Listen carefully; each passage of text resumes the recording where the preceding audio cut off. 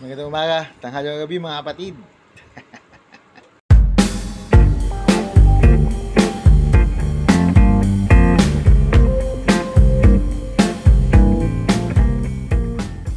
So ngayong araw, magkakabit tayo ng keyless entry para sa ating Revo.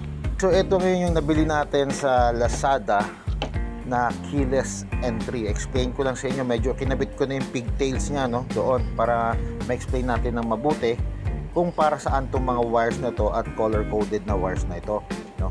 So meron tayo, of course, remote. Dalawa yan, yung isa nandun sa sasakyan, tinabi ko doon. Tapos syempre ito yung pinaka module niya. Ito yung kanyang pinaka indicator. Iilaw yan pag naka-lock, tapos mamamatay yan pag naka-unlock. So explain ko lang na mabilis, no, itong mga color coding na wires na ito. Of course, ang black at saka red, positive, yung red, yung black, ang negative. So syempre maghahanap tayo ng power source doon. As you can see, itong red, meron na siyang fuse. At itong red, maghahanap tayo ng mapagtatapan natin doon na constant yung power or na 12 volts na power, na kahit naka-off yung susian mo, nagbibigay siya ng kuryente. At syempre, itong black, iba-body ground lang natin. Nakita nyo, sinegregate ko na siya, no, para hindi tayo malito. So ito, yung first set, nakikita nyo, green, blue, tapos dalawang brown. Itong green, ito yung para sa window. Pag nabasag yung window, ayan, mag-a-alarm siya. Tapos yung blue na yan, para sa trunk. Kaya tingnan yung remote natin, merong pindutan ng trunk. Itong dalawang to, hindi na natin kailangan to. Hindi natin to ikakabit. Tapos itong brown, itong dalawang brown na ito yung papuntang signal light. Pag pinindot nyo yung remote nyo, iilaw siya. Mamaya papakita ko sa inyo, isa-sample ko sa inyo. So nakapansin nyo, meron tayong yellow, black, tsaka solid yellow. Tapos orange, black, at saka solid orange. Kasi meron tayong tinatawag na negative trigger at saka positive trigger. So kapag positive trigger, itong yellow, black, at saka solid yellow, isasama mo sa positive. Dito sa positive, itong red na ano to, diyan may isasama yan, no? Tapos yung orange tsaka black orange, sa negative mo siya isasama para maging positive trigger ang ating module, no? Tapos maglalabas siya ng positive signal. Okay, ito. Yan, itong dalawa. Kasi itong dalawang ito yung ikakabit natin doon sa lumang module ng Toyota Revo natin. Kasi dati nang may alarm yung Toyota Revo natin, tinanggal lang natin kasi nasira na. Since ang Toyota Revo natin ay kilala natin yan, usually nung pag mga ganyang modelo ay mga negative trigger yan. So pag negative trigger, itong yellow at black yellow na kanina ikinabit natin sa red, ay tatanggalin na natin sa red. Ikakabit na natin siya ngayon dito sa black. Okay, sa black na siya ngayon ikakabit. Sa ground. Yan, sa negative. Tapos itong orange na to at saka black orange, hindi na natin gagamitin to para maging negative trigger siya ngayon. Ngayon, ang mangyayari, ang lalabas ngayon sa output na ito ay negative signal na po ang lalabas dito. Okay? So sige, testingin natin ngayon itong ating module kung gumagana. So nandito tayo ngayon sa ating battery. Kinabit ko muna yung red wire sa positive at yung black wire sa negative, no? Ito, kung nakikita nyo, ito yung indicator, nilagay ko sa gilid. Para pag pinindot ko to, ayan, nakita nyo umiilaw. At narinig nyo, nag-click siya. Pagkatapos, pag i-unlock natin,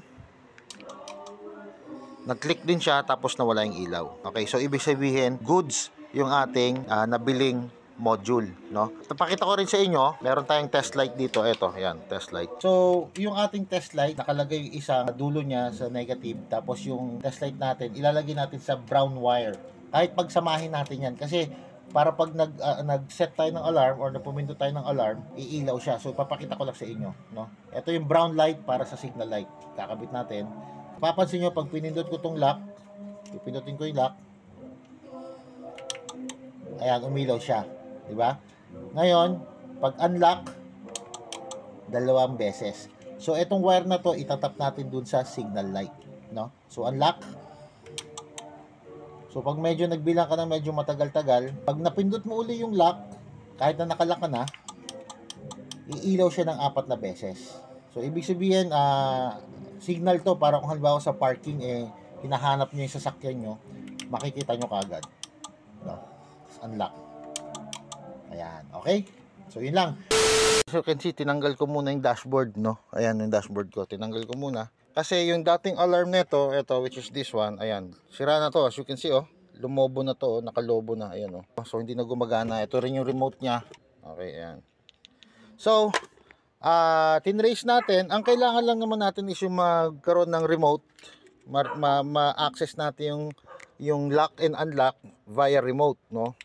So hindi na natin kailangan ng alarm. Now, by the way, yung green nga pala na wire kanina, ito, yung green na wire na ito, sabi ko, ang purpose nito is connection para sa glass. Yung glass alarm na yan, napoprogram yan, pwedeng i-program yan. Meron lang yan na pipindutin ka lang, may learning button yan, ayan oh, sa loob, ito, learning button. Pipindutin mo lang ng ilang segundo yan para maging siren naman siya, which hindi na natin kailangan din. Nag-test light na tayo kanina. Kailangan natin ng steady na power para ma-supply ng power syempre yung module natin, no? Kanina nag-test light na ako, etong pula na ito. Ayan ha, wala tayong susi. Ayan ha, walang susi. So ito yung test light natin. Ayan oh. Steady yung ilaw niya, di ba? So diyan tayo magtatap ng source ng power ng ating module. Kailangan yung source ng power nyo, yung steady lang yung kuryente ha, yung kahit walang susi may kuryente. Para dito sa module natin, 'di ba? Kailangan natin kasi ma-lock unlock lang ito via remote, 'di ba? Via remote magamit lang natin ito. So ito kasi sa module natin, itong solid white, ito yung nagbibigay ng lock trigger. Tapos yung black white, ito yung nagbibigay ng unlock trigger, no? So hahanapin natin dito kung alin dito yung lock at saka unlock trigger. Sinabi ko kanina na ang Toyota Revo ay usually mga negative trigger yan. So paano natin malalaman kung negative trigger? Kanina para makasave tayo ng oras, nag-trace na ako, no? So itong dalawang ito, na-trace ko, itong dalawa ay ito yung nagbibigay ng negative trigger. Paano natin malalaman yon? Gamit ulit tayo ng test light. Okay? So pag tinusok mo siya, dapat maliwanag siya tapos biglang hihina. Pansinin nyo, tutusukin ko. Kita nyo? Tutusukin ko yan. Tapos, ang lalabas dyan, maliwanag muna tapos biglang hihina yung ilaw. Ayan o. Kita nyo? O, humihina. Pag tusok mo, liliwanag tapos mahina. So, ganun yon. So, na-trace ko kanina na itong dalawang ito. Itong blue, white at saka blue, yellow. So, aalamin lang natin mamaya kung alin dito ang nagbibigay ng lock trigger at saka unlock trigger. So alin sa kanilang dalawa. Okay? Yung brown na pinakita ko sa inyo, papalinya na lang ako papunta dito kung saan natin ikakabit yung signal light para pag pinindot mo yung sasabay yung signal light. So pakita ko sa inyo kung paano naman yon. So, nandito tayo ngayon sa ating ilalim ng ating manubela. So binuksan ko to. So nakita nyo naman, ito yung socket na ito. So ito yung socket ng signal light. Gamit ang ating test light, isi-switch on nyo lang ito. Siyempre, isi-switch on nyo. Ayan, naka-on. Diba? Sabay, i-signal nyo. Kayo bala kung kanan o una. So, unahin natin yung kanan. So, hanapin nyo ngayon dito. Tusukin nyo ngayon kung alin yung magsisignal. So, kanina, naghanap na ako kanina. Ito yon. So, ito yung umiilaw sa signal ng right. Ngayon, sa signal ng left, baba natin to. So yan, nasa left na siya. Ito naman. Okay, so magkatabi lang sila. Ito yung right, ito yung left. Ayun oh, umiilaw oh. So dyan natin ilalagay or itatap mamaya yung wire na brown. A few moments later. So ito na siya, no? Imagine niyo muna na itong test light natin, ito yung pinaka signal light natin, no? Dito muna natin kinabit yung brown na wire. Tapos ito na. Kumuha tayo ng source power, tinap ko muna siya doon sa source ng power natin. Tapos yung yellow, ayan, yung yellow at saka yung negative pinagsama ko, binody ground ko muna. Ayan, body ground muna. Ayan, pinagsama ko muna yung negative na black at saka yung dalawang yellow, yung isa solid yellow, yung isa black and yellow. Okay? No, by the way, ito nga palang isa pang puti, no? Kinakabit to doon sa ignition para pag on mo ng ignition, automatic magla-lock siya. Pero hindi natin kailangan yan, so itatabi na natin yan. Kinabit na natin yung dalawang signal, no, yung nagbibigay ng lock tsaka unlock signal dito sa dating wire niya, no, kasi nga 'di ba dati may alarm naman ito. Okay, sige. So pansinin niyo rin yung ano ha, yung test light natin. Pipindutin ko yung lock.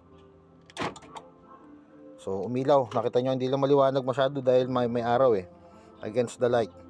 So narinig niyo nag-lock. Ayan, nag-lock. Nag-lock lahat.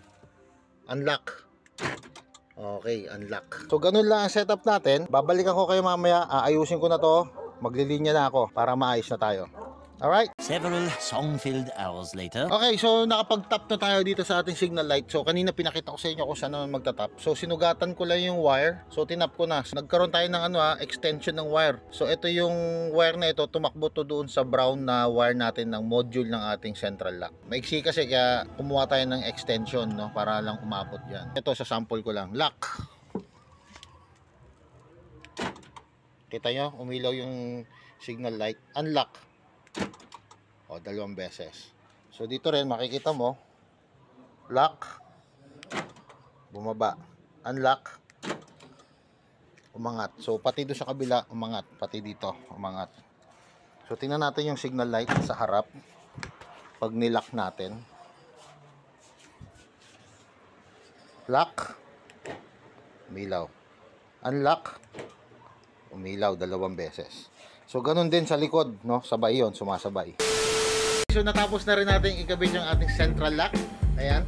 So at least hindi tayo mahihirapan pagka sasakay tayo sa sasakyan, pipindutin na lang natin. Sana meron na naman tayong naiambag sa inyo DIY kahit papaano para sa mga gustong maglagay ng mga remote control dyan sa inyo. Pero kung ang sasakyan nyo wala pang central lock, kailangan muna magkaroon ng central lock yung inyong sasakyan bago nyo mabigyan or malagyan ng remote control keyless entry. Yun lamang po. Maraming salamat. Sana nakaambag na naman ako sa inyo. Please don't forget to hit like, share, and subscribe to my YouTube channel. At syempre, meron tayong TikTok account at Facebook page. So maraming salamat. Magandang umaga, tanghali o gabi, o anong oras man ninyo pinanonood ng video na to. Ako si Papa D, nagsasabing stay safe. God bless.